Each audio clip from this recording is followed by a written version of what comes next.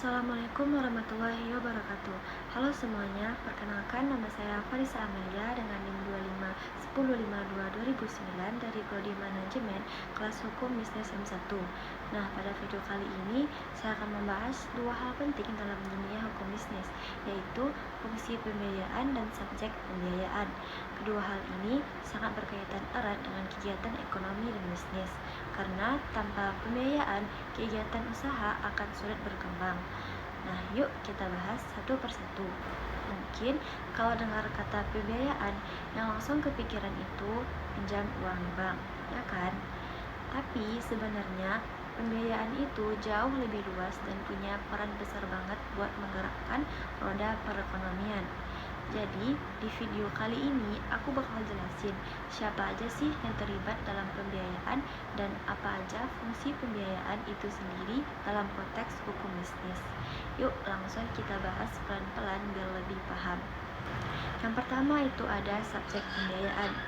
Kita mulai dari subjek pembiayaan terlebih dahulu. Sederhananya, subjek pembiayaan itu adalah pihak-pihak yang terlibat dalam kegiatan pembiayaan. Nah, dalam praktiknya biasanya ada dua pihak utama dan kadang ada pihak ketiga juga. Yang pertama adalah pihak pemberi pembiayaan atau yang biasa disebut sebagai kreditur. Mereka ini adalah pihak yang menyediakan dana atau modal. Contohnya bisa berupa bank, koperasi, lembaga pembiayaan seperti leasing atau perusahaan vintage kalau konteksnya itu modern.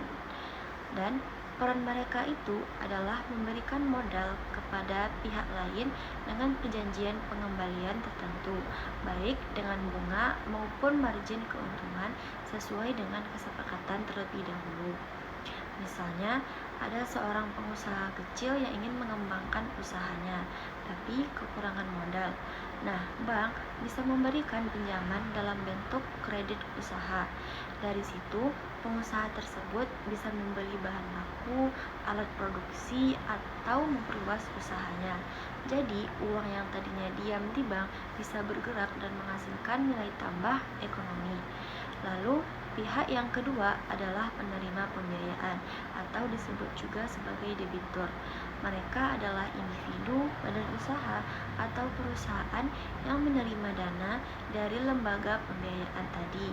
Tujuannya itu bisa bermacam-macam, mulai dari kebutuhan produktif seperti membuka usaha sampai kebutuhan konsumtif seperti membeli rumah, kendaraan, atau membayar pendidikan. Yang penting, mereka punya kewajiban buat mengembalikan dana itu sesuai dengan kesepakatan yang sudah ditentukan. Nah, dari sinilah perjanjian pembiayaan memainkan peran penting. Semuanya harus tertulis dan sah secara hukum, supaya hubungan antara kreditur dan debitur itu punya dasar hukum yang jelas. Dan kadang-kadang dalam pembiayaan juga ada pihak ketiga yang ikut terlibat, seperti penjamin atau lembaga asuransi. Perannya adalah memberikan jaminan atas risiko yang mungkin terjadi.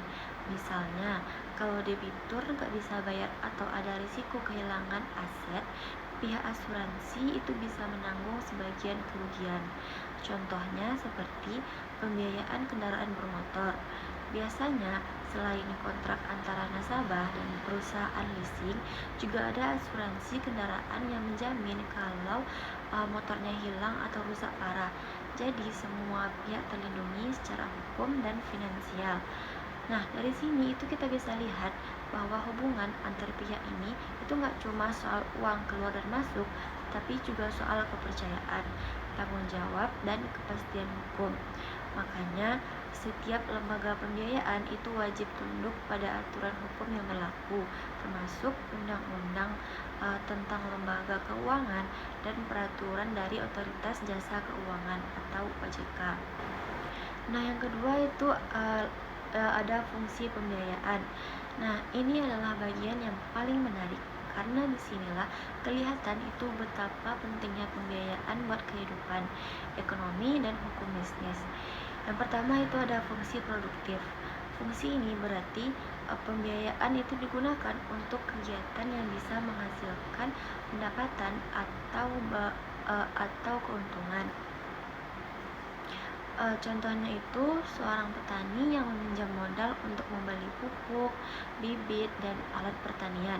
Dari situ, hasil panennya meningkat, pendapatannya naik, dan ekonomi lokal pun bergerak. Jadi, pembiayaan itu mendorong kegiatan ekonomi nyata. Dan selanjutnya yang kedua itu ada fungsi konsumtif. Kalau fungsi ini itu lebih ke pembiayaan yang digunakan untuk memenuhi kebutuhan pribadi, bukan untuk menghasilkan pendapatan langsung. Tetapi tetap penting karena bisa meningkatkan taraf hidup masyarakat. Contohnya itu kredit rumah, kredit kendaraan, atau pembiayaan pendidikan. Nah, dengan cara ini masyarakat itu bisa mendapatkan fasilitas hidup yang lebih baik tanpa harus menunggu untuk menabung selama bertahun-tahun. Selanjutnya itu ada fungsi distribusi. Nah, kalau fungsi ini itu sering terlupakan, padahal penting banget. Pembiayaan berfungsi menyalurkan dana dari pihak yang kelebihan dana atau modal, misalnya itu penabung atau investor, kepada pihak yang kekurangan modal atau dana, seperti pengusaha atau masyarakat. Jadi, pembiayaan itu membantu menjaga keseimbangan ekonomi antara yang punya dana dan dengan yang butuh dana. Contohnya, dana masyarakat yang disimpan di bank itu tidak dibiarkan menganggur, tetapi disalurkan kembali dalam bentuk kredit kepada sektor-sektor produktif seperti pertanian, perdagangan, atau industri kecil. Selanjutnya itu ada fungsi sosial dan pembangunan. Pembiayaan itu juga punya peran sosial, terutama dalam mendukung pembangunan nasional. Pemerintah dan lembaga keuangan sering memberikan program pembiayaan khusus untuk membantu UMKM agar bisa tumbuh dan mandiri. Contohnya itu program kredit usaha rakyat atau KUR yang memberikan pinjaman bunga rendah kepada pelaku usaha kecil. Nah, dari situ sektor ekonomi rakyat jadi lebih kuat dan bisa bersaing.